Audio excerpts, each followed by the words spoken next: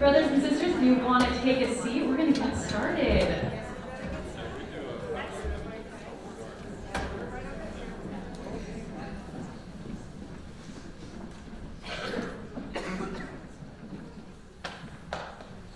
Thank you, everybody, so much for coming to this first conference we're doing. A few weeks ago, I was sitting in church. It was about 6 weeks ago. I was sitting in church, and I had the strongest impression that we needed to hold a Word of Wisdom conference. And I told my husband, we own our own business. We've got 2 little kids. I've got a newborn, and the last thing we had time for was to have a conference on top of it. But it was a very strong prompting I received that we were to hold this and do this today. So we made it work. We made it happen with limited time, limited resources here in the building. Bishop, I went to him immediately and I said, "Can we borrow the building?" He's like, "Sure, let's do it." So here we are. So thank you so much for coming. We had no idea what kind of a turnout would be. Initially I was kind of expecting like 50, like a few friends and family members, and then the Facebook group had more and more people, so we were surprised. But thank you so much for coming, and we're very grateful to have you here today. We're going to get started off with a word of prayer by Erica Rivera.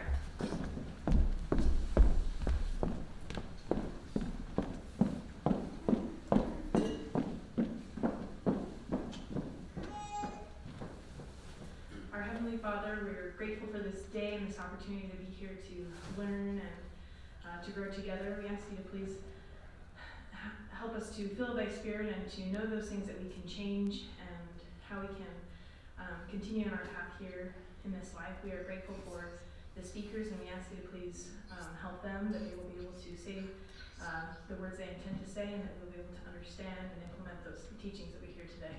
Again, we're grateful for this opportunity that we have to be here, and we say this in the name of Jesus Christ. Amen.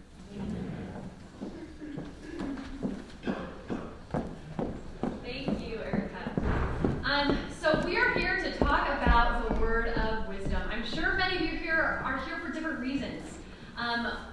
Some of you are here to just learn more. Some of you are here because one of your favorite speakers is here.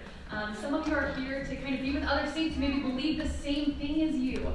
But either way, wherever you came from, however you're here, we're all here because, as David O. McKay said, neither the church nor the world at large can hear too much about the word of wisdom. We cannot talk about this too much. Although maybe some of my friends and family members might disagree. I talk about it quite a bit. So we're here today to learn more and to gain a greater understanding and greater experiences with the word of wisdom so we can better live it in our lives. In today's world where there are so many sick people, the average person in America has one chronic health condition. So we need the word of wisdom now more than ever. I talk to people all of the time who come to me and say, I received a blessing, or I felt prompted, or my picture of a blessing talks about the word of wisdom. I don't really know where to start. What do I do? So people are aware that the word of wisdom is important. People are aware that there are answers in the word of wisdom, and I hope today we can get some of those answers. So what I'm going to do is I'm going to make you do some work here. You guys thought you were just going to get a listen. But we're going to start off, and I'm going to give you guys a few minutes. I'm going to put the text to Doctrine and Covenants 89 up on the screen. And if you have it on your phones, that's great too. I want to give you guys a few minutes to read through Doctrine and Covenants 89 to refresh yourself with the verses, and also to write down or think about any questions you might have about the word of wisdom. What are some questions you have or answers you're looking for today in the word of wisdom? Because wherever we're at within our health journey, whether we've been studying this for 10, 20 years, or whether we're just starting off, there's more we can learn. God never stops revealing. So I want to put this on the screen for you for a little bit, and I'm going to give you 5 to 10 minutes to read through this and write down any questions you might have today. On your phone is a great place, on a notepad in your phone, whether you brought notes with you. But this is where revelation is going to occur today, is starting right here. So I'm going to give you a few minutes to do that.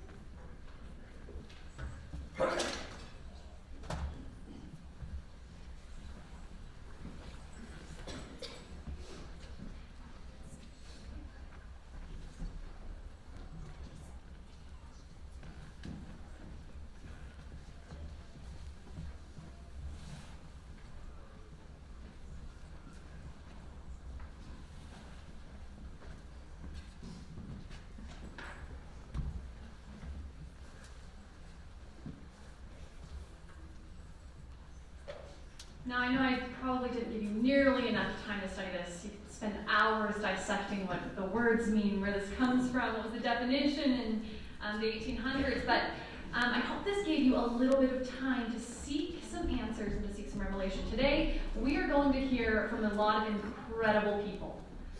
We're going to hear from people who know so much about their topics and about the field that they'll be discussing today. And so there's a lot of words that they're going to say that will intrigue you and that you will learn from. But beyond that, the spirit that will attend each speaker may teach you something they don't necessarily say. So I invite you to seek the answers to the questions that you have and how you can better live the word of wisdom. So, with that, I want to invite you to look for that, to look for those answers and to look for that spirit today. Because this is going to be, it can be a life-changing day for you in your search to better understand the word of wisdom and your body and your health. So, without further ado, I'm going to introduce our first speakers. And for the speakers, just so you know, we've got two mics here. We've got a lapel mic, so if you can put that lapel mic on, and then this is a little bit wobbly, the mic doesn't quite fit in here, so be cognizant of that. But our first speakers, this is the Stoddards. Hannah Stoddard is the co-author of Seer Stone versus Urim and Thummim, Book of Mormon Translation on Trial. She is the founder of Joseph Smith's Legacy and the producer or director of 6 documentary films. In addition to directing the Joseph Smith Foundation projects for over a decade, she is often invited to speak on various radio and video programs. Hannah helped direct her first documentary film beginning at age 16. She has worked as a history and literature teacher, graphic design artist, software developer, videographer, project manager, agriculturist, and research assistant. She's quite amazing. Her work focuses on church history and doctrine, answers to Latter-day Saint faith crisis questions, educational philosophy, culture, and defending the prophet Joseph Smith. And James Stoddard is here to speak as well. He is a film producer, author, entrepreneur, and father of 10 children.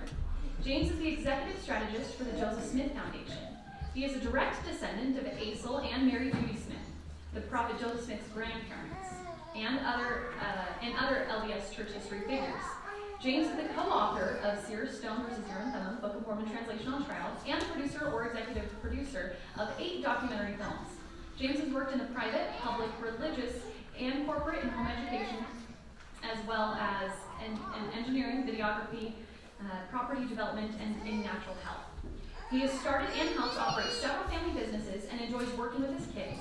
James spends any free moments working on Highland Cathedral Estate, a planned family retreat, and a learning facility with perennial gardens and walking trails specializing in experimental farming techniques and 4-season food production. He currently serves on the Firm Foundation Executive Advisory and Strategic Planning Board. He also authors many papers and articles across the web. James has worked as a release-time seminary teacher and as an instructor in the Provo MTC. His research supports the writings and teachings of the ancient and latter-day prophets. So, let's give it up for the Stoddards.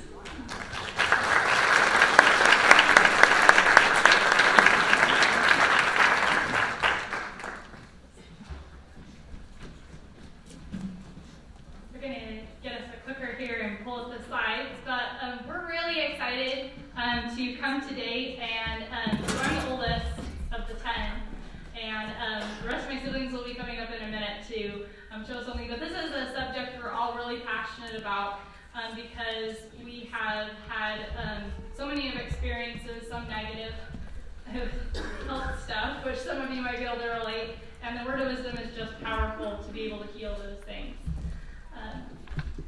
So we're going to start off here with this verse that the Lord opens up with in Doctrine and Covenants 89.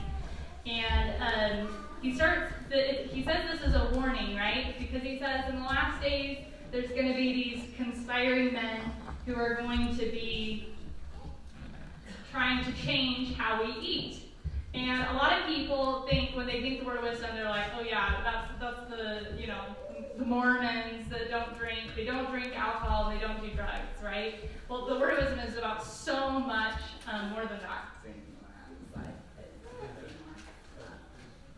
Let me just say one, I don't know if you can hear me.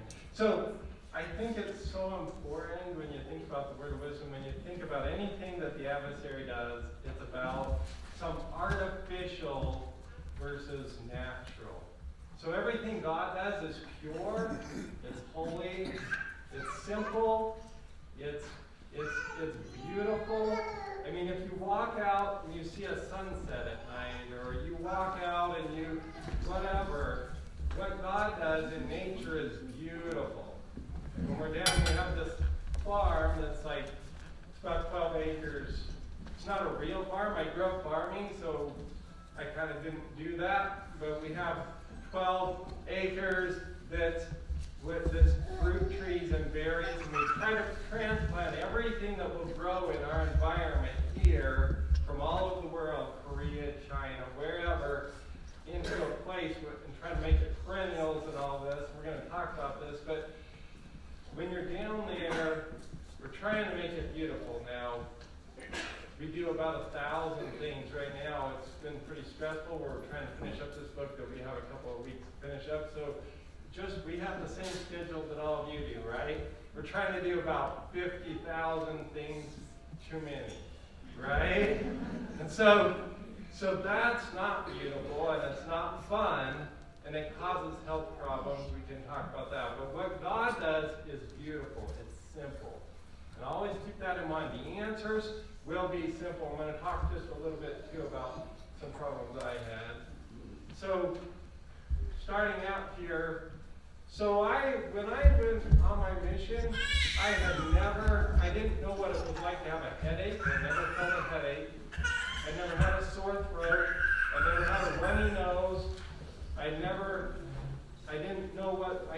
experienced those lovely things and then I got out there and I was doing, if you know me, I try to do about 50,000 things, too many things, all the time. And so I was out there, and when you do splits and everything, I like to go 10 different ways, right? And 15 different stake missionaries, and then trying to do this and do that, and keep this going, and all these things. I tried to do too much on my mission. I got about 2/3 of the way down through it, and I just went into bed for about a month. I got really sick.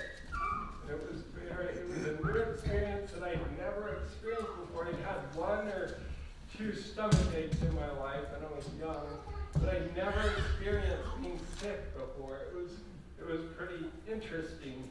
So I had that, and then people rushed in. Here, you've got this problem, so we're going to go on this drug, and we'll help you with this, and we'll do that. And so they were all helping me out, right? All the doctors. So I lived through that. I got off my mission. I got married. I did all these things that I'm going to try to be simple and fast here. Then I was trying to do again in California. I was working as an engineer. You can see here, I've got some really interesting, I've got enough technology and enough, electronic waves just in that office to probably kill me very, very fast, right? And then on top of that, we were working with a high voltage electricity and an electrical engineering, situation. And then, I'd start work at 6 in the morning, I was trying to do my master's, I'd finish work at 6, then I would change 15 diapers on 5 kids, and this kind of thing, like all of you have done, okay? So then I really got sick. I have 4 doctors working on me. This was about 2001, 2002, 2003. They had no idea what to do with me. I had 4 of them. They were all trying to kill me first. And, I'm not kidding. I mean, they all meant well, but none of them they all had a complete different idea of what was wrong with me. All they knew was I was sick all the time and dying and on and on. So that's my experience. How many people here have had health problems? Not very many. Only about 2/3. Anyway, so that's my situation. Ever since then, I've been working on trying to rebuild my health and trying to stay alive. Start before you get where I got, and you'll be a lot happier. So we're going to go fast. The answer, I can tell you, no matter how many times you read the Word of Wisdom, I'll bet you I've read it more times than you have. And it was out of desperation. frustration, trying to figure out how am I going to put myself back together. So the answer is the scriptures, period, on health. That's the answer, okay? And then let's talk about the word wisdom. Sure. So we did this analysis a few years ago in terms of, because this is a revelation from the Lord. So we believe, okay, this is God speaking to Joseph Smith. What does God put emphasis on, right? What does he think is important? So, of course, we have at the top, we've got the liquor and alcohol, 12%. Now, something that's kind of interesting is the Lord talks about meat just as much as he spends time talking about liquor and alcohol, which I think is kind of interesting because most people, they know, oh yeah, don't drink, right? But the Lord, in the Lord's mind, he's like, yeah, that meat is just as important. And what's right after that? The importance of grains, right? Which we'll talk a little bit more about that. There's so many different grains. Like I love this meme that I saw Cassidy share on Facebook the other day where she was like, people ask, well, what do you eat? Right? And it's like only a salad. You're like, are you kidding me? There are so many foods that you can eat. So then, and then he talks about even food grains for animals and how to use that. And then he talks about herbs and he talks about fruit. And then look at tea and coffee is the least.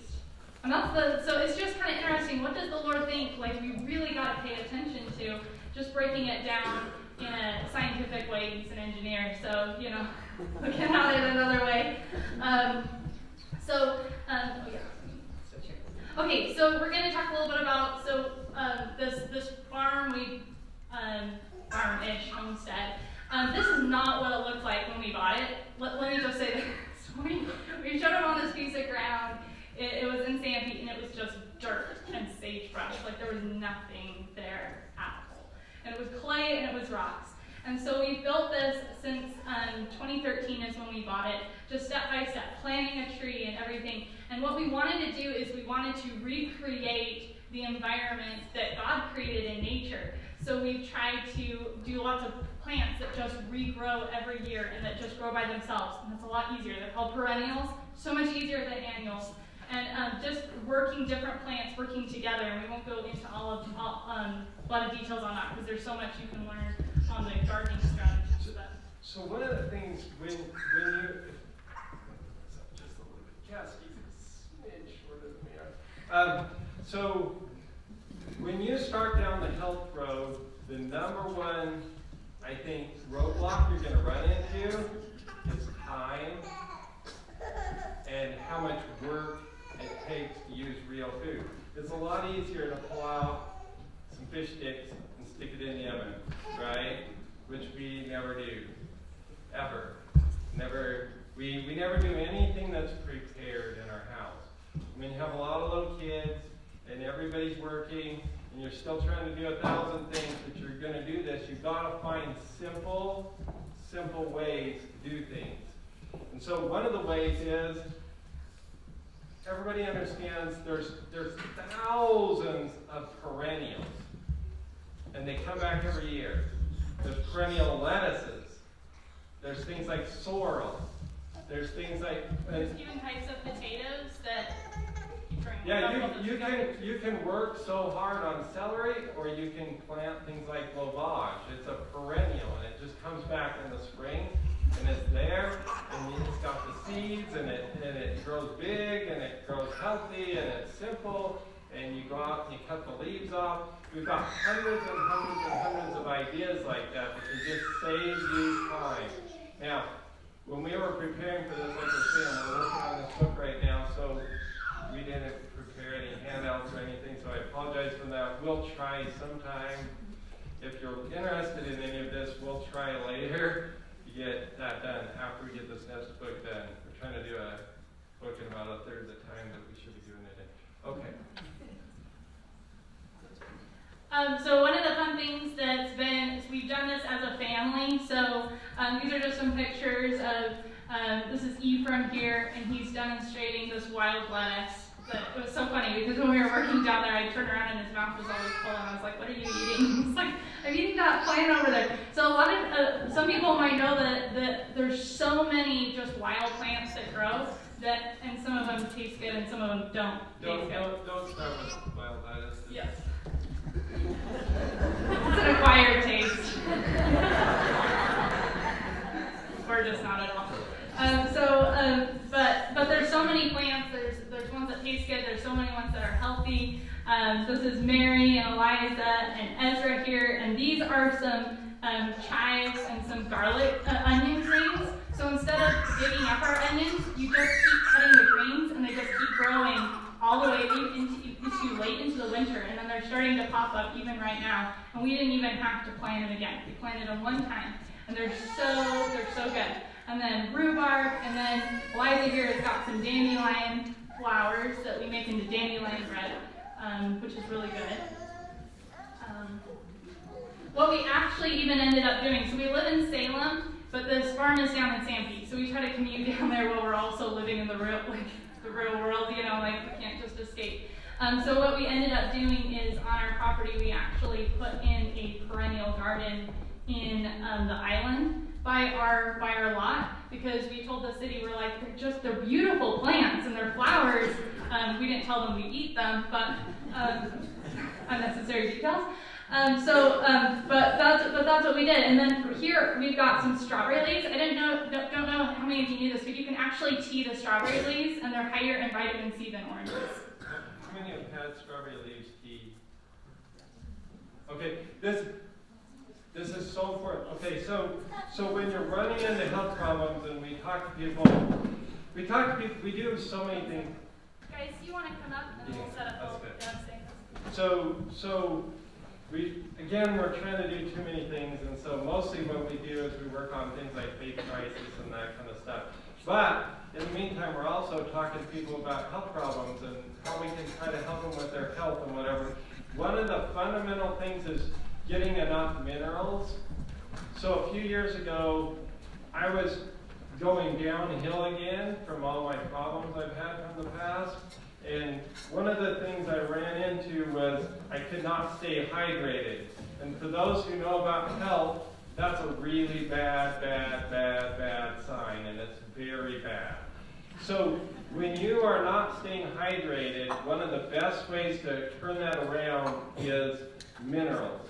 And these guys are going to talk here for a second about how you can get a lot of minerals really easy. Strawberry leaves are already on. Strawberries right here in the valley. The leaves are out. You can go out and pick the leaves right now. These were picked this morning. So these are some strawberry leaves. They're really high in, like our dad said, they're really high in vitamin C. And the tea, it kind of tastes like a little sour, but you mix it with mint and it tastes a lot better. So explain to them what we do with the thermoses. Okay, so it's usually my job to get up every morning and make about 3 teas for everybody because they drink them down so fast. But, so these are thermoses. These are just thermoses some of you guys have probably seen, like people used to work. So what we did is, we tried the route of boiling pots of water on the stoves and trying to make it, and we were pans everywhere, and it was a mess, and nobody knew which ones were hot, and then they were getting cold, and so we were like, so every morning, what do you do with this?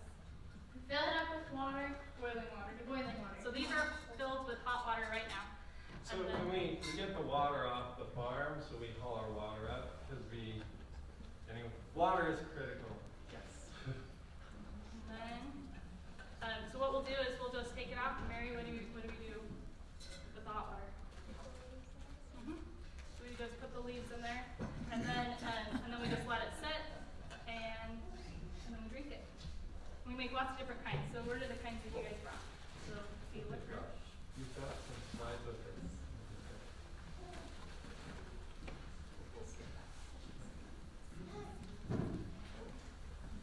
Those are all the teas we make. It's not all. It's not all of them. It's a simplified version. Ephraim actually made this slide for us, so. But so So you can see and you can try lots of different varieties. You can try mixing different kinds and then seeing what you like. And then, do any of you guys have a favorite kind? So if you do strawberry leaves, I definitely mix it with cinnamon or something. Just cinnamon with strawberry leaves is really good. Well, okay.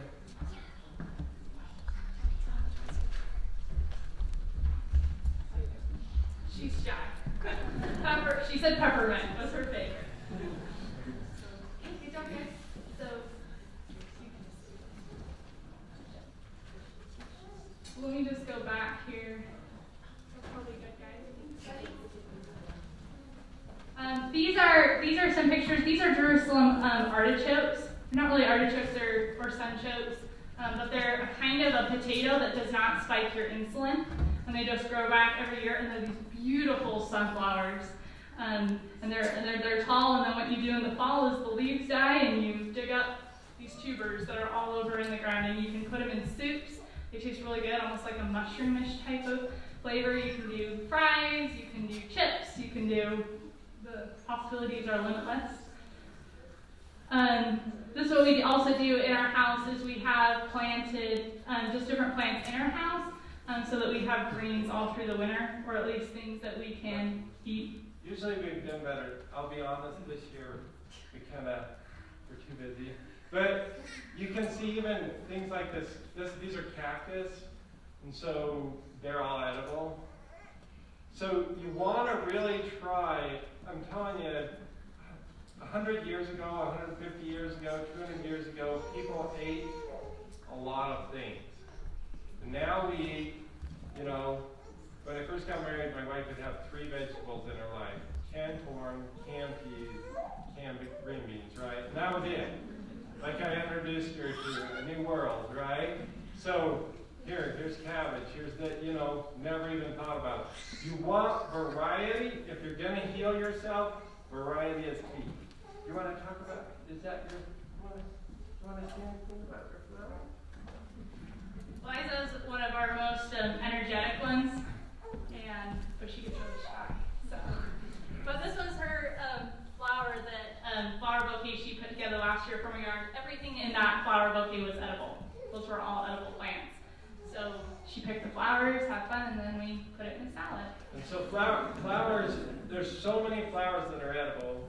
A few years ago, Shopko was having this 90% sale. We went in and bought thousands of different kinds of plants.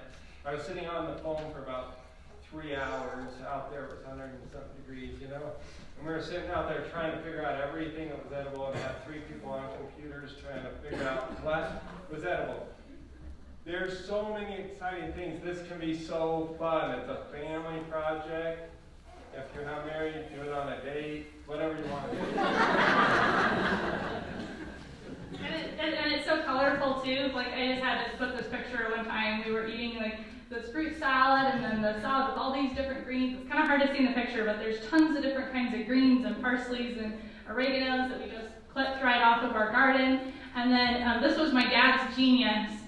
He went to Hoo Hot one time with his work, and he was like, "We need one of those grills. They just throw all those vegetables on it. It tastes really good." And so that's what we did. We added to our house, and so we just go out there and whatever it is, the rice or barley, or you can fry up anything you want in about 5 minutes. So there's lots of different ideas, and we're just trying to give like a high level, just start kind of like branching, expand your sites. If you have questions, you can come up and ask us. Afterwards, just different ideas like how to do your beans, how to do seasoning. Seasonings, I think, is the biggest key. I had a friend who had really bad health problems, so finally I was like, "You have to eat healthy. Like you have to listen to me," and she was ready to then. And she was like, "But I can't eat anything. It all tastes like cardboard." I was like, "Well, are you trying the seasoning? She was like, "I've never even heard of those. I use salt." And I was like, "You can't do that. You gotta expand all these different flavors and herbs that you can use in your cooking, make it taste so good, and it actually helps in digestion." So there is scientific explanations behind everything the Word has said. So herbs, there's 2 kinds of herbs. There's medicinal herbs, and there's culinary herbs, and a lot of them are both. Now, herbs are mentioned in the Word of Wisdom as just as much as just about anything, okay? But how many people really use them today? Almost no one.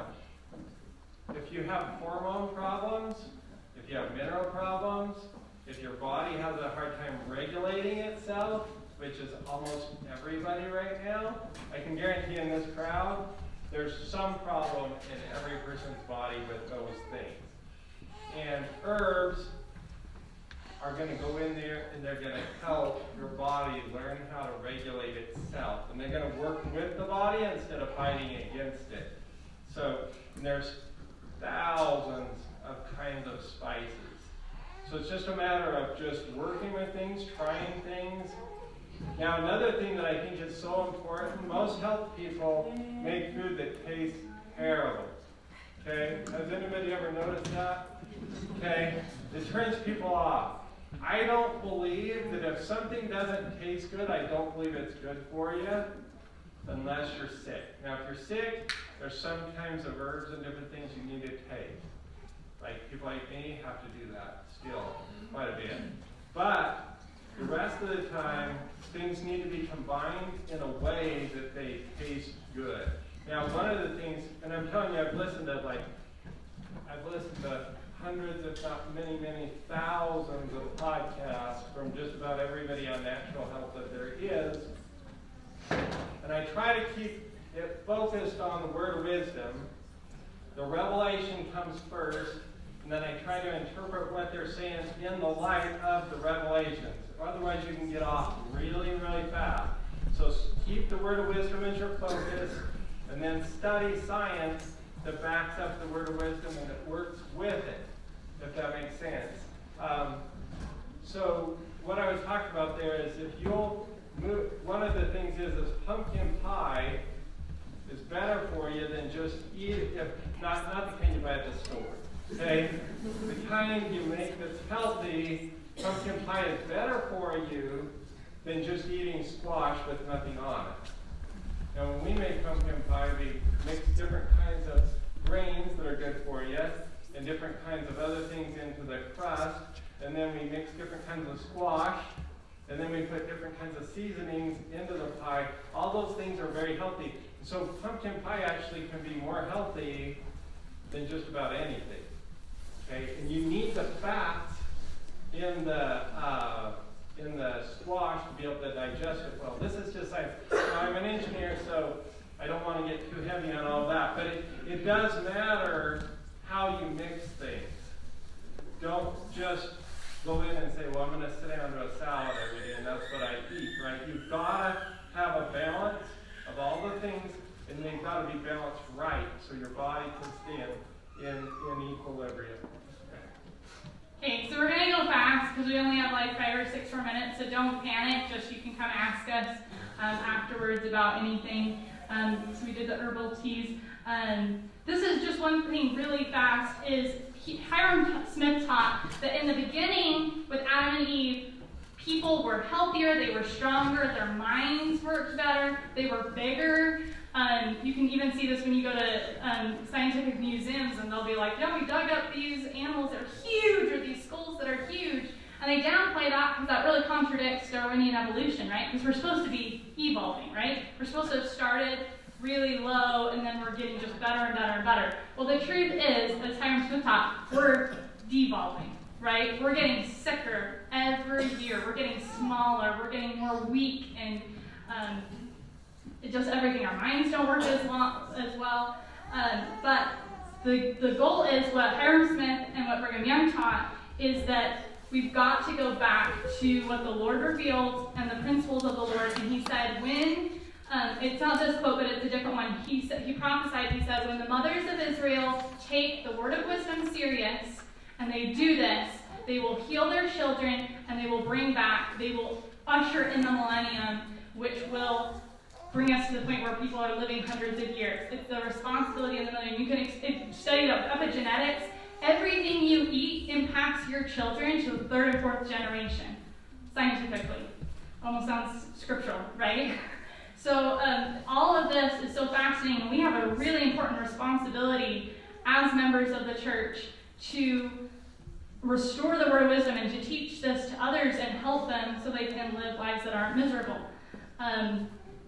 You can talk about GMOs, right? And almost everything we eat, from potatoes to corn to the alfalfa to the canola that's used in all the foods to apples, all of this is being engineered and changed. So we've got to get back. And I feel this is one of the big reasons why Spencer W. Kimball said every member plant a garden, right? He was like, garden, garden, garden. And then everyone's like, but then nothing happened. Like, the world didn't come to an end. Well, I guess that wasn't inspired.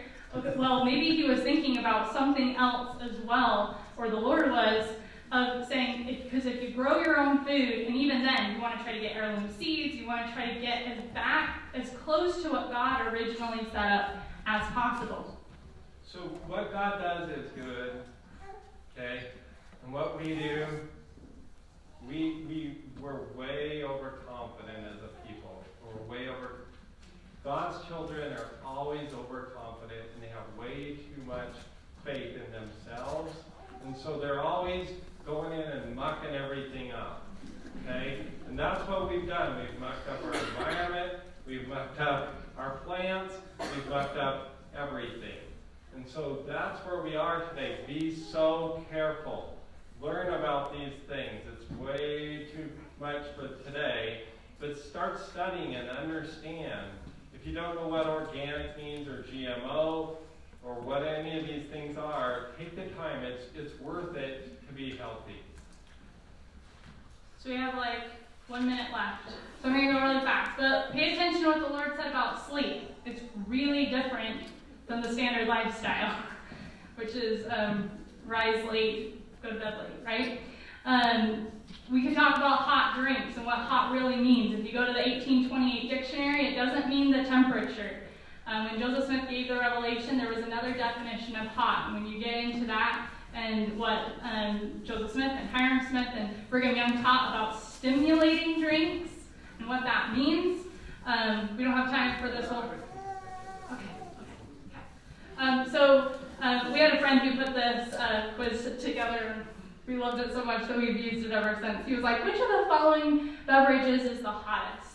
And so he's like, we've got a Starbucks here that's coffee that's drunk in hell's fiery furnace, right? And it's absolutely boiling. And then you've got green tea that's maybe scalding. You've got a Mountain Dew that's at room temperature. You've got an iced coffee that's got ice cubes in it. It's just above freezing temperature. And then you've got a Monster energy drink that's frozen solid, eaten in Antarctica by chewing and chomping using an ice pick. Which is the hottest? Well, according to what the early presidents of church taught, and I'll mention that in a second, the answer would be E. And I was going to mention on our website, what we've done on the Joseph Smith Foundation website is compiled so many, I can't say every statement, but almost all of the statements from presidents of the church about health, and there is so much more than you think. I love Brigham Young especially. He talked about fresh air and sleep upstairs and with your windows open, and we were going to mention that a little bit later, and he talks about water and what kind of food you should eat in the morning versus the food you should eat at night. What should you feed your children? What should you not eat? How to do it. Don't overload the stomach. There's so many details that we've forgotten from our history, and we have those compiled on our website. So, just on this, before we leave here, we won't cut into other people's time, but drugs are being put into the food all over the place, right? They're in the food on the shelves, they're in the drinks, and it's the drugs in the food that are dangerous. You know, I'll tell you, a can of soda pop, health-wise, is worse for you than a cup of coffee. Okay? I mean, I hate to break that to everyone, but that's kind of how it is. So be really careful with what you're eating and what you're thinking about. Fresh air. Let's go ahead and... I'm just going to bring this up. So we started this about, it's only been about 6 months ago, but it's a group called Raising the Bar, and it's a group for all Latter-day Saints that are just trying to be good. So if you feel like, we had so many people that came up to us all the time and they were like, well, I'm trying to eat better, or I don't watch these kinds of movies, or I listen to better music, and I'm just alone. There's nobody like me, and I have no friends. And we're like, okay, there's hundreds of people that are telling us they don't have friends, and they're all the same people. Like, maybe we need to get all these people together. So we started a group called Raising the Bar, and the only focus isn't food, it's everything. It's dance, it's education, it's literature, it's movies, music, holidays, but a big focus is health too. So if you're looking for more like-minded people, or that's something that you're interested in, then it's a Facebook group, and then we also have an email newsletter for those not on Facebook, but just let us know. And the only real rule on that is just nobody can criticize what somebody else is saying on there. That's, so, all right, thanks for everybody's time. Hopefully there's a few things you can glean from